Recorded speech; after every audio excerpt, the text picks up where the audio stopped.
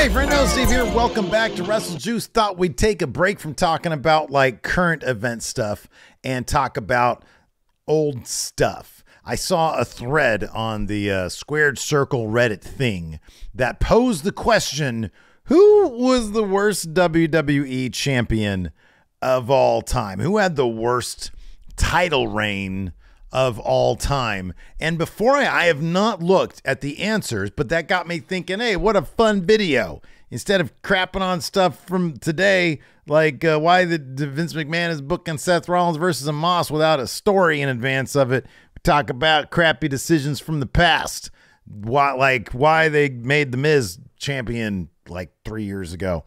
God, it's been that long. Anyways, so I thought it'd be fun to dive into that, but more importantly, I want to get your responses to who you think the worst WWE championship reign. If you could just do one.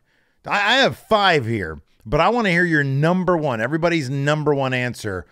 Who had the worst reign and why? And maybe we'll see if it matches up with any of my responses right here. I just showed you all 5 of mine. And then after I tell you mine, we're going to look at that Reddit thread because I got it right here. Look, ooh, there it is, but we're not going to look at it just yet. First up, worst title reign, maybe. I mean, talking about several things like importance, length, number of title defenses. I would go with my number one, probably The Miz's 2021. It was early 2021 title reign where he cashed in his Money in the Bank. Let's go back when Otis won Money in the Bank. It was clear Vince McMahon just thought it'd be funny for Otis to win Money in the Bank. And then they had like this courtroom proceeding thing where JBL awarded Miz Otis's Money in the Bank, and so Miz was Money in the Bank guy, and then they just sort of used that to motivate Lashley getting the WWE title, which admittedly was kind of cool. I'll be honest with the episode where Lashley was trying to cash in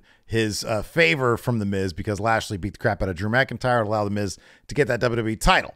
But Miz was clearly a transitional champion. Want to get that title back on Bobby Lashley, see how that would fit, and maybe Drew would get it back, which he never did.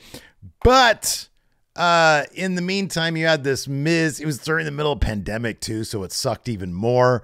The Miz won the WWE championship, and it was just, there was zero reason for it. He was not booked as a credible threat at all in any way, shape, or form. So that's probably my number one worst WWE title reign of all time. Plus it happened during pandemic, and everything during pandemic more or less sucked. Also, special shout out to his 2010 run, which was simply there to facilitate a John Cena versus The Rock feud when they probably could have just kept that title on Randy Orton and had him enter that main event scene, and it would have been a bit more intriguing. So The Miz, any way you cut it, I feel like The Miz is worst champion. One of the top Intercontinental champions. Absolutely, 1,000%. He's like, I don't know how many times he's won that thing, but a lot. One of the best Intercontinental champions.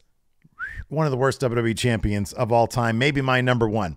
Next up on my list, I've got, Alberto Del Rio. Like, remember he cashed in, like, I think on CM Punk, and like nobody cared. The crowd actually did kind of go crazy then, but that's just because they like cash-ins. Yeah, like that was supposed to be Punk's time. That was when he was supposed to be the man. And then Alberto Del Rio came in and they just sort of prolonged that a little bit longer. That was dumb. That was really stupid. I think it was at SummerSlam. That was really stupid. They should have just ran with Punk that entire time. Vince McMahon tried his damnedest to try to shove Alberto Del Rio down our throats. Didn't work. He always sucked. Nobody liked him. He really did not get much heat at all. It's funny. Alberto's one of those guys. I've seen Alberto live. And aside from all the extracurricular stuff, which is pretty bad, Alberto in person is a very charming person. When you see him live, you kind of understand maybe what Vince McMahon was thinking about. It's just, I've never felt that translates through the camera for Alberto. That's just my own personal opinion. So Alberto Del Rio is my number two. My number three is probably Bray Wyatt. Back in, 2017, he beat John Cena, I think, at Elimination Chamber, which was awesome. And it was like, oh, crap, now we got Bray Wyatt. But then he just lost it at WrestleMania to Randy Orton, and the build was kind of cool.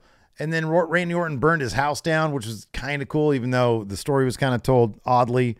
But he didn't do anything as champion. He just lost to Randy Orton as champion. He got that little 3-month window there between Elimination Chamber and WrestleMania, and then they had that god-awful WrestleMania match where they just projected a bunch of bugs on the mat.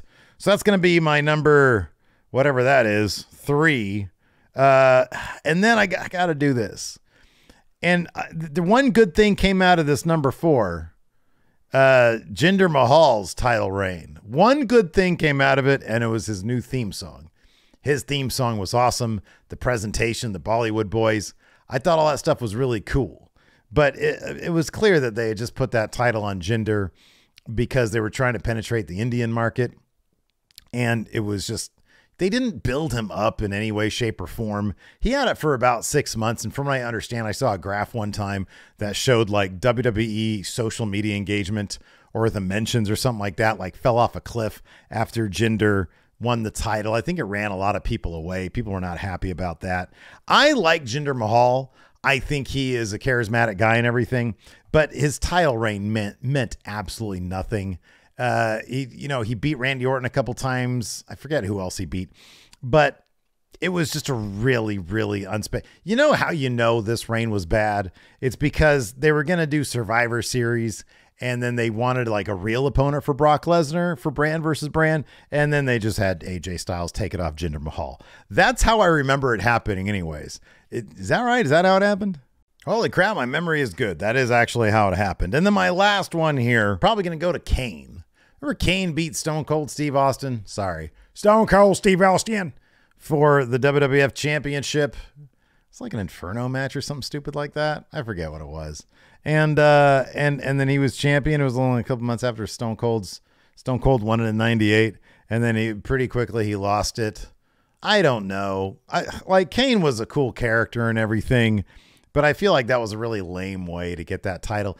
Kane's kind of like the Big Show. It's like, yeah, Big Show was WWF champion, but does anybody really care about that? Was there ever really an era of Big Show? Not really. Similarly with Kane, he was just a plot twist for Austin to lose the title just so he could get it back and keep on stomping mud holes and asses. I understand the process of like the chase means money or whatever. The money's in the chase. But that one was just kind of lame. So anyways, now I want to dive into that Reddit. There was my 5 worst. I'm sure I missed some, and I'm sort of curious what this Reddit thread has here. So we're going to do that and then take a look at what people on Reddit say about this. And Angel Chad Mesa says Del Rio. Yeah, he was on my list. Oh, Vince McMahon. Was Vince champion?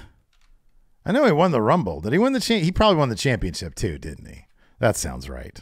That sounds stupid. Let's see here. Jinder. Yeah, he's on mine again. Yeah, I guess Vince was. Yeah, Vince. Hold on a second. Let me add Vince to mine. Number 1, Vince McMahon. Yeah, that sounds right. That sounds right.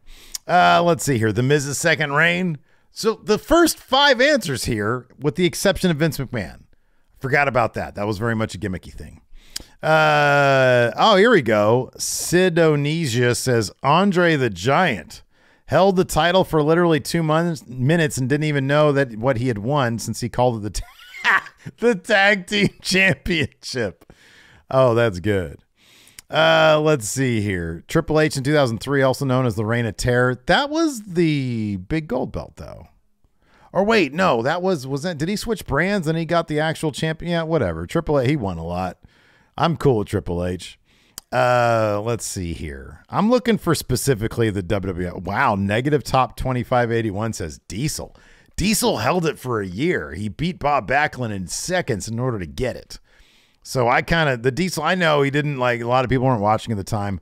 I like Kevin Nash, so I think he's cool. Let's see here. A lot of Jinder. There is so much Jinder. Hey, somebody's with me on the Kane one here. A lot of people are saying Jinder though. Wow. Let's see here. Balor, never WWE champion, won the Universal champion. Yeah, he had to vacate it. Okay. And then here we go. Oh, yes, this is a good one. I mentioned it before. Fueg says Bob Backlund should never have held it in the mid-90s. Looks so out of place. Would have much rather Owen Hart having that title in that particular moment. Owen could have feasibly had a transitional reign between 94 and 96. That's a really good point. Bob Backlund in the mid-90s was a terrible idea. I don't know what Vince was thinking on that one. That was really stupid. So yeah, look, man, this is what I want. Why don't you guys load up the comments with what you think the worst WWE Championship reign ever was. Do some outside the box ones and let us know your answers, why you're thinking that. Check out this video over here. We're going to talk about the draft on tomorrow's video. Till then, we'll see you later.